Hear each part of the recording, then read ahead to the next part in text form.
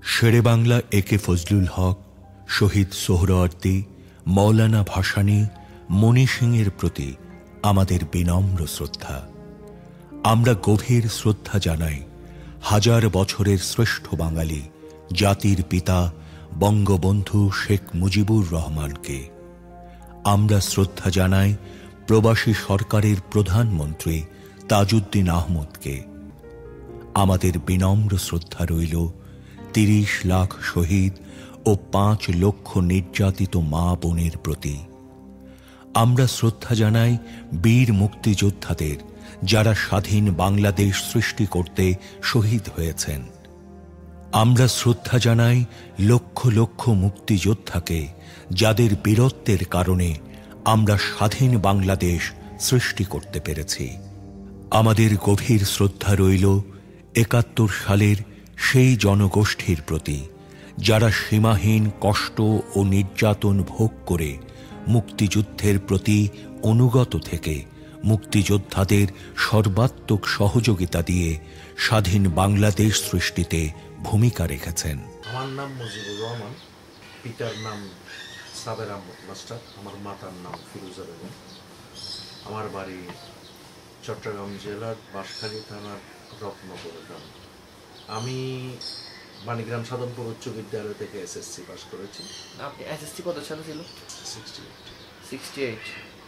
Banshkhali degree college থেকে BA pass করেছি এবং চট্টগ্রাম বিশ্ববিদ্যালয় ইতিহাস বিভাগ থেকে আমি মাস্টার্স পাস করেছি। আমার রাজনৈতিক জীবন, আমি স্কুলে যখন আমি ক্লাস 10-এ চট্টগ্রাম জেলা ছাত্রলীগের সভাপতি তৎকালীন মুক্তার আহমদের সাথে আমার সাক্ষাৎ হয়। ওনার কথাবার্তা থেকে আমি অনুপ্রাণিত হই। এরপর আমি বাঁশখালী ডিগ্রি কলেজে ভর্তি হয়ে আমার অগ্রজ প্রতিম SM শাহ আলম সাহেব একসাথে বিভিন্ন কর্মকাণ্ড শুরু করেছি ছাত্রলীগের। বাঁশখালী থানা ছাত্রলীগে বলতে গেলে আমরাই প্রথম। আমি বাঁশখালী থানা ছাত্রলীগের সাধারণ সম্পাদক নিযুক্ত হই। প্রথমবারে সভাপতি ছিলেন হাসান সাইদ, দ্বিতীয় টার্মেও আমি সেক্রেটারি ছিলাম, সাধারণ সম্পাদক বাঁশখালী থানা ছাত্রলীগের। তখন প্রেসিডেন্ট ছিলেন প্রাক্তন প্রতিমন্ত্রী জাফরুল ইসলাম চৌধুরী। 68-তেই আমার শুরু হয়েছে যাকে বলে ঘোরতর রাজনৈতিক কর্মী। 68-69 ছিল গণ আন্দোলনের যুগ।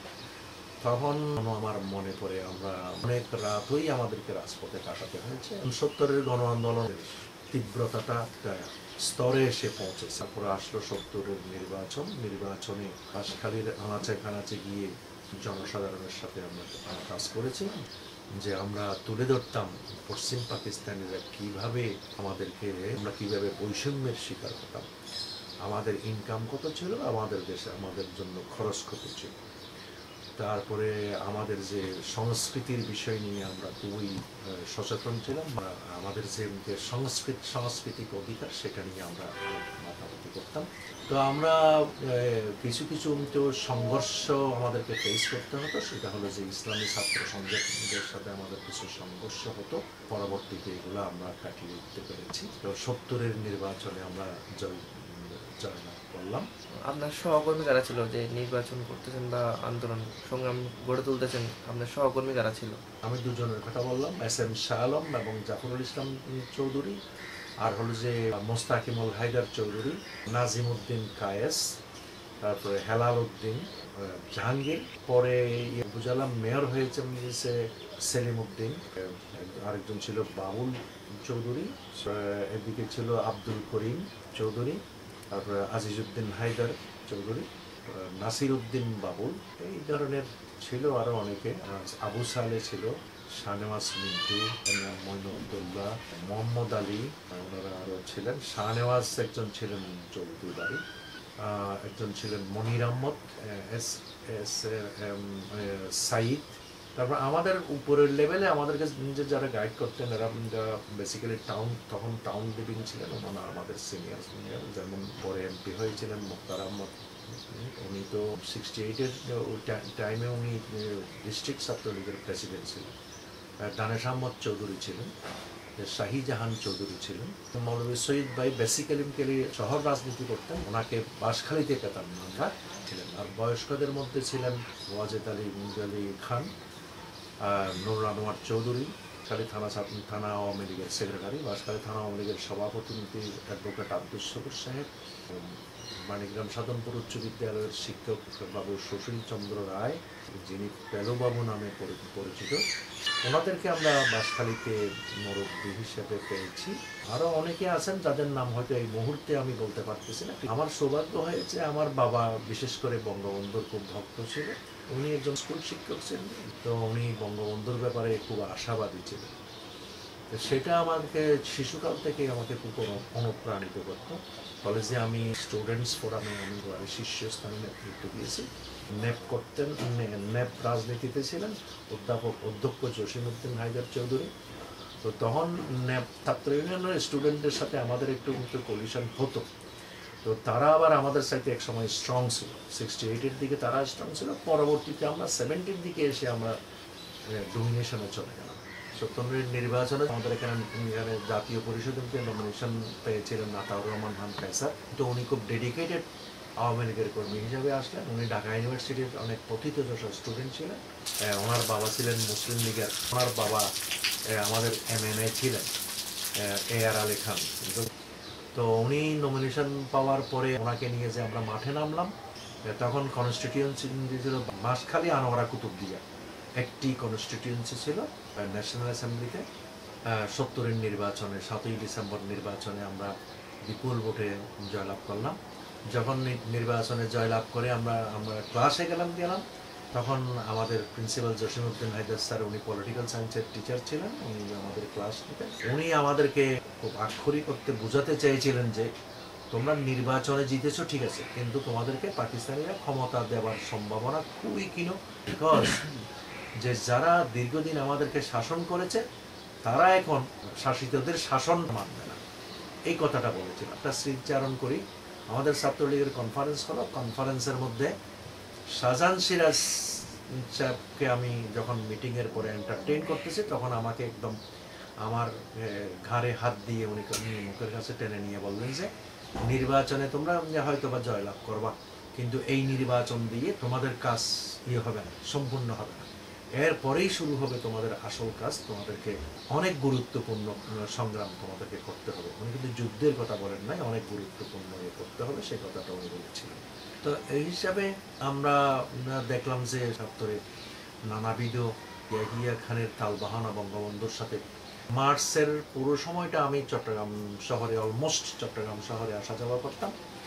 তারপর আমি চট্টগ্রাম শহর থেকে অ্যাট লাস্ট বাঁশখালী যাই বোধহয় 18 তারিখ, তখন কিন্তু দলে দলে লোক গ্রামে চলে যাচ্ছে। 25শে মার্চ আমরা গ্রামে অবস্থান করার কারণে 25শে মার্চ এক্স্যাক্টলি কি হতে যাচ্ছিল সেটা গ্রাম থেকে উপলব্ধি করতে পারিনি, কিন্তু 26শে মার্চ আমরা জানতে পারলাম যে বাংলাদেশের স্বাধীনতা ঘোষণা করা যায়।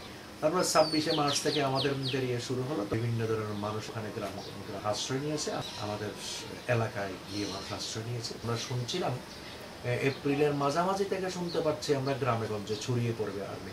হিন্দু ফ্যামিলিদেরকে, আমাদের শিক্ষক বা পরিচিত যারা ছিল, আমরা তাদেরকে নিরাপদ অবস্থানে নিয়ে যেতে চাচ্ছি। আমরা আওয়ামী লীগের লিডার ছিল, পরে দক্ষিণ চট্টগ্রাম জেলার গভর্নর হয়েছিলেন জাকিরুল হক চৌধুরী, ওনার বাড়িও বাঁশখালী। আমরা ওনাদেরকে বিভিন্ন রিমোট এলাকায় নিয়ে অবস্থান করার ব্যবস্থা করেছে। এইগুলো হলো যে তখন আমাদের কাজ। তখন আমাদেরকে লিড দিচ্ছিল ডাক্তার আবু ইউসুফ চৌধুরী, তখন উনি চট্টগ্রাম মেডিকেল কলেজে ফাইনাল ইয়ারের স্টুডেন্ট ছিলেন। আর শাহিজাহান চৌধুরী, পরে উনি 73-তে MP হয়েছিলেন। শাহিজাহান ভাই আর আমি একই জায়গায় বেশ কিছুদিন অবস্থান করেছি। আমরা বিভিন্ন কাজকর্মে ছিলাম, ছোটোখাটো মৃত কাজকর্মে আমাদের দলের লোকজনকে জড়ো করা এবং প্রস্তুতি নেওয়া। এখন ভারতে চলে যেতে হবে আমাদেরকে ট্রেনিং নেওয়ার জন্য। ভারতে গিয়ে ট্রেনিং নেওয়া এবং ওখান থেকে আর্মস ক্যারি করে আসার সৌভাগ্যটা আমার হয় নাই। আমি আর শাহজাহান ভাই একসাথেই আমরা যেতে চেয়েছিলাম, আমরা এক জায়গায় অবস্থান করছিলাম। আমি হঠাৎ করে একটা অ্যাক্সিডেন্ট হলো, তখন আমাকে নিয়ে শাহজাহান ভাই চিন্তায় পড়ে গেলেন যে কি করবেন।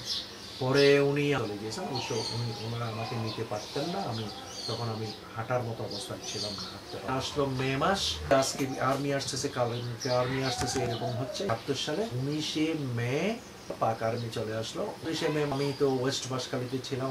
পাকিস্তানের যারা মুসলিম লীগপন্থী এরা তো খুব কিলবিল করছে সমাজের বিভিন্ন জায়গায়।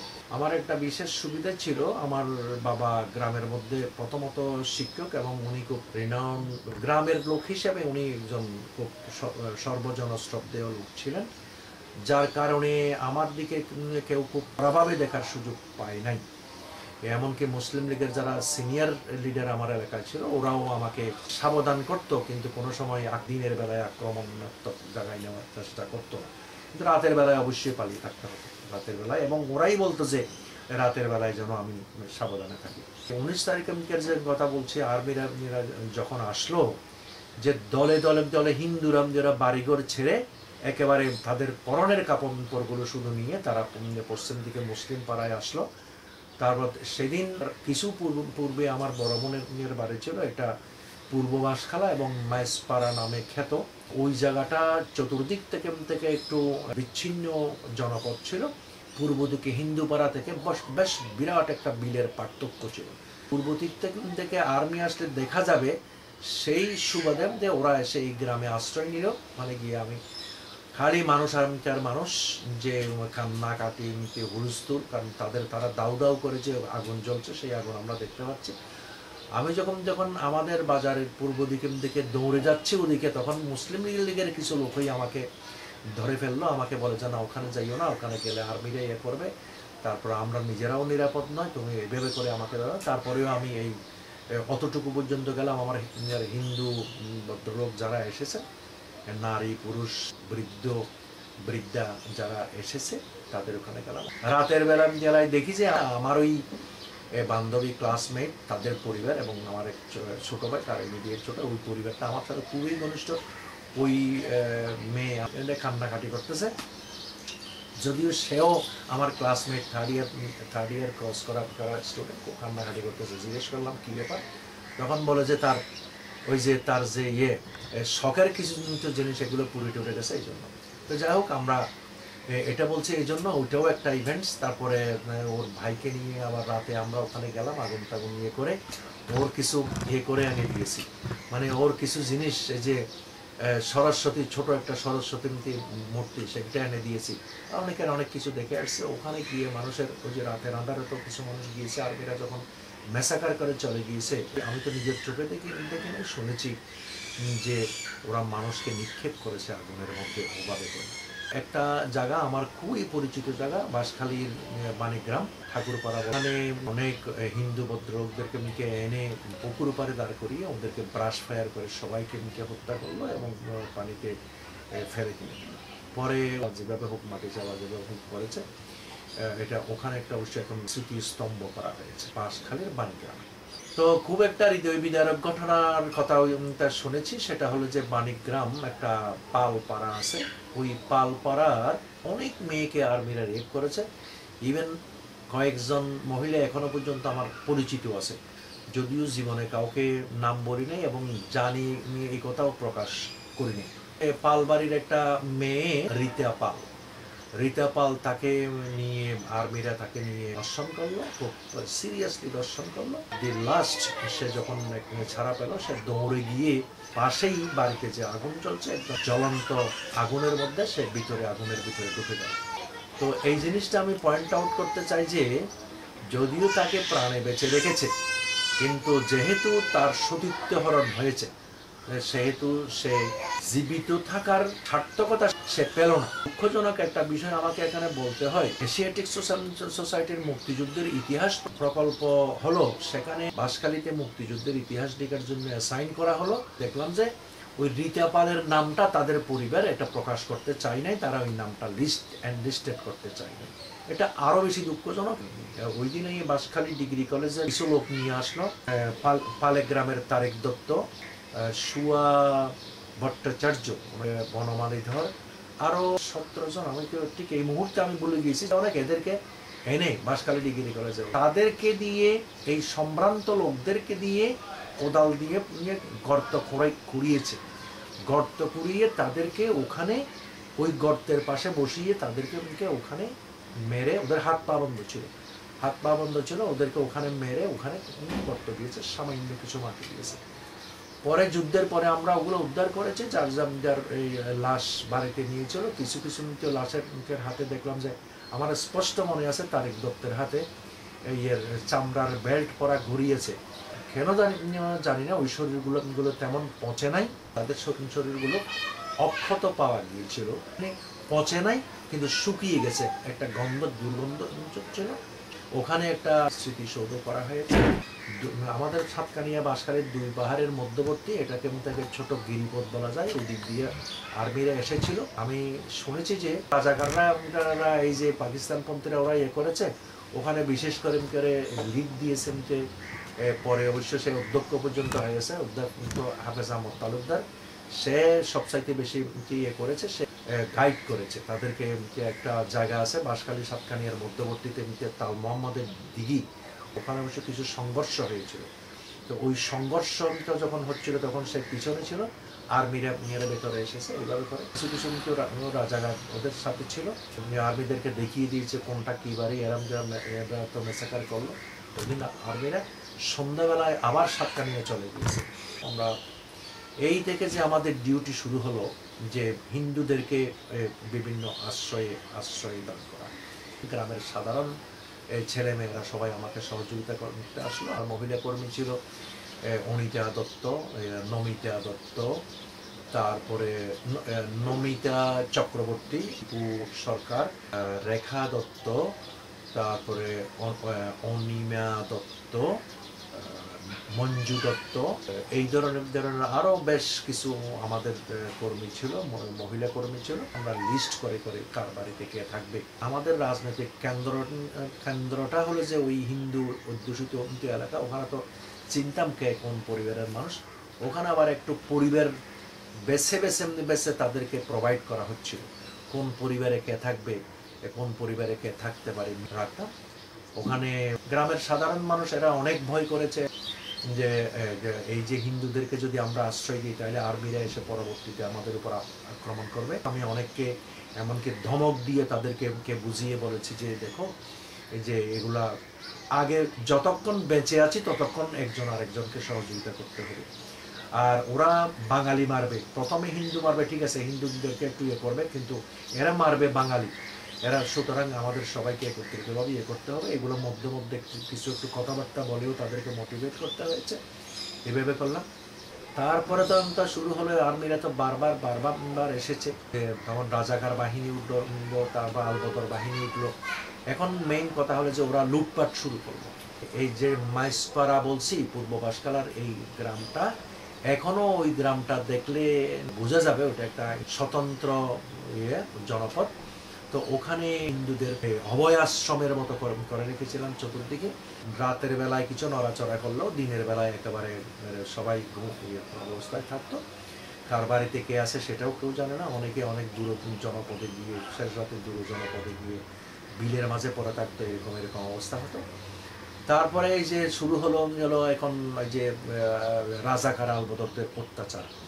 তখন আমরা করলাম কি, কয়জন, আমি আমার ওই এলাকায় আমার কিছু সমবয়স্ক ভাগিনা বা ছিল, আমার সহযোগী ছিল।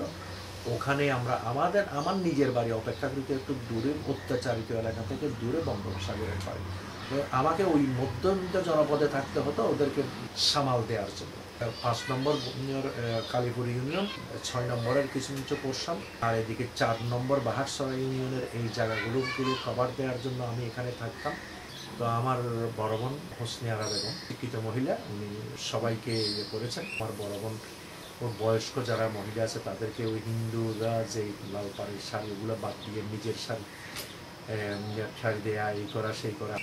এবং যারা হিন্দু ভদ্রলোকরা, সম্ভ্রান্ত লোকরা এসেছে, আমার বড় বোনকে অনেক করেছে। ওরা পরেও দেখতে যেত, যে যাওয়া আসা করতো। এবং এই মানুষের নিরাপত্তার দিকে চেয়ে আমার কিছু সহযোগীদেরকে নিয়ে আমরা 4টা 303 রাইফেল কিনলাম। তখন পাওয়া যেত, অস্ত্র পাওয়া যেত, খবর দিলাম, অস্ত্র আসলো, আমরা রাইফেল কিনলাম। প্রতি রাতে আমরা 4 জন 4 কোনায় গিয়ে তাদেরকে দিয়ে ফায়ার করাইতাম। গুরুত্বপূর্ণ জায়গায় আমরা বলে রাখতাম, তোমরা ভয় করো না, এগুলা বাইরের লোকদেরকে ভয় দেখানোর জন্য। আমাদের যে অস্ত্র আছে আমরা অস্ত্র দিয়ে পাহারা দিচ্ছি, এই জিনিসটা বোঝানোর জন্য। ছোট ছোট 2-1টা ঘটনা বলবো। আমাদের ওখানে কিছু শহরের লোকও গিয়েছে। আমার এক অল্প ভাই ছিল, ওর নাম ফয়েজ আহমদ শিকদার, সে এখানে শহরে থাকতো, ছোট ব্যবসা করতো। তার সাথে কিন্তু কিছু হিন্দু ভদ্রলোক গিয়েছিল, বড় বড় ব্যবসায়ী গিয়েছিল, তাদেরকে সে সামাল দিচ্ছিল। পরে অবশ্য ওদের সাথে সে গিয়েও গিয়েছিল। আমি ঠিক কোন জায়গায় অবস্থান করতাম এটা কেউ জানতো না, একমাত্র আমার বড় বোনকে আমি বলতাম যে কোন জায়গায় আমি অবস্থান করতাম। তো একদিন দেখি যে রাত প্রায় 1টা-1.5টার দিকে বড় বোন আমাকে ওদের বাড়িতে একটু গন্ডগোল হচ্ছে, মেয়েকে নিয়ে গন্ডগোল হচ্ছে, তুমি যেতে পারো কিনা দেখো। তখন আমি গেলাম ওখানে, আমি গিয়ে দেখলাম যে 3টা যুবতী মেয়ে, 2 জন পুরুষ আর কয়েকজন বয়স্ক মহিলা, তারা একটা গরু ঘরে আছে, বসে আছে, দাঁড়িয়ে আছে, এই অবস্থায়। আমি চিন্তা করলাম যে পরিস্থিতিকে উত্তপ্ত করতে পারবো না, আমরা সবাই একসাথে বাড়ির লোকজনদেরকে নিয়ে বসালাম, বসে গিয়ে নানাবিধ কথাবার্তা বললাম। গরমে গরমে অনেক কথা বলেছি। মুসলমানদের সামনে আবার হিন্দুদেরকে বললাম যে আপনারা এত বেশি হুইসুই করলে হবে না, আচমকা কি একটা ভয় পেয়েছেন সেটা নিয়ে আপনারা ভীত হয়ে পড়লে হবে না, আপনাদেরকে ধৈর্য ধরতে হবে। পরের দিন সকালে গিয়ে আমি আবার ওই লোকদেরকে আমি নিয়ে আসলাম, আমার আস্তানাতেই নিয়ে আসলাম। মধ্যখানে ওইখানে আমাকে প্রিন্সিপাল সাহেব খবর দিলেন আমার কাছে, অ্যাজ স্টুডেন্ট লিডার এবং কলেজের স্টুডেন্ট লিডার আমি, আমার বিভিন্ন লিঙ্ক ছিল। উনি আমাকে খবর করলেন যে বাংলাদেশ তো কখন স্বাধীন হবে বলা যায় না, যে তুমি আসো, ক্লাস করো। বাবা আমার লেখাপড়ার ব্যাপারে ও কেয়ারফুল ছিলেন। উনি গ্রামের একজন ডাক্তার, আমাদের পার্শ্ববর্তী গ্রামের একজন ডাক্তার আব্দুল মান্নান চৌধুরী।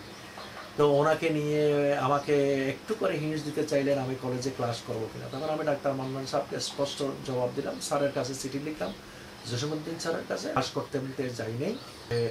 এগুলা করতে করতে তো আমাদের সময় গেল। তারপরে আমরা বিভিন্ন যুদ্ধের খবর শুনছি। ওই যে মুক্তিযুদ্ধের একদিন আমাদেরকে খবর আসলো যে মানে এখানে একটা অপারেশন হবে যোগেশ পুকুর পার বলে ওদিকে। তখন আমরা রাইফেল নিয়ে ওখানে গেলাম, আমাদেরকে একটা অবস্থান দিল আবুল খায়ের আর একজন মোজাহের, গিয়ে আমরা ওখানে অবস্থান দিলাম। কিছুক্ষণ পরে দেখলাম যে ফায়ার হলো, দক্ষিণ দিকে ফায়ার হয়েছে।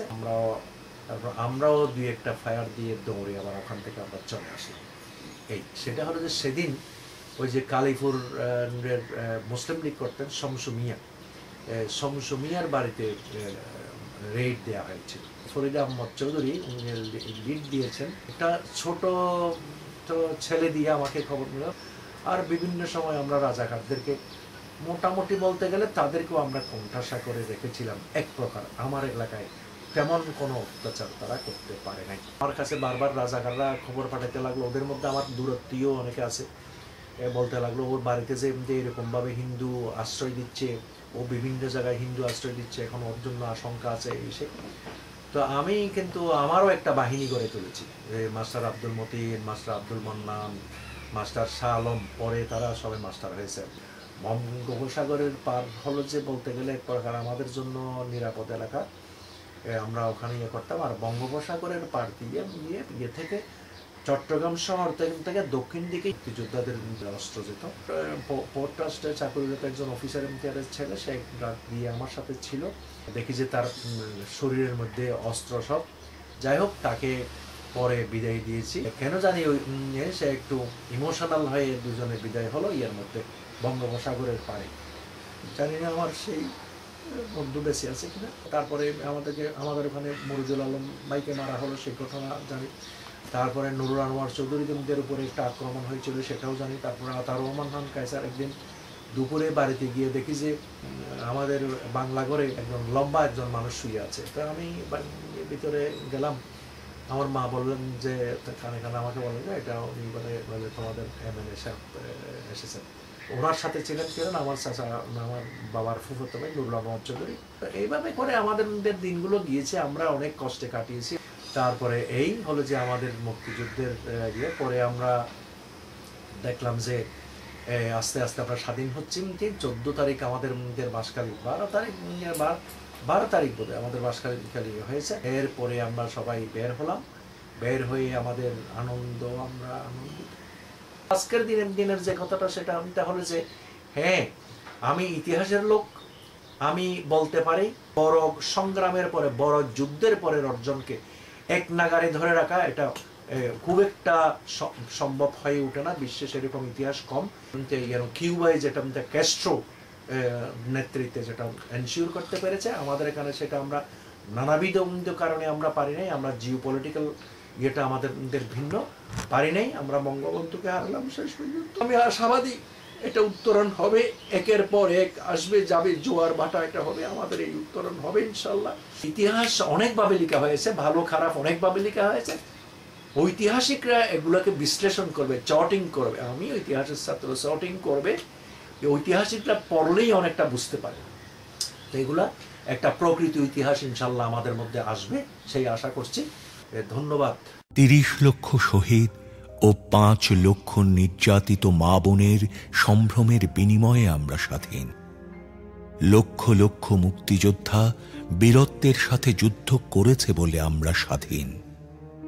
হাজার হাজার যোদ্ধা বীরত্বের সাথে যুদ্ধ করে শহীদ হয়েছে বলে আমরা স্বাধীন। কোটি কোটি লোক আমাদের সমর্থন করতে গিয়ে অবর্ণনীয় দুঃখ কষ্ট সয়েছে বলেই আমরা স্বাধীন।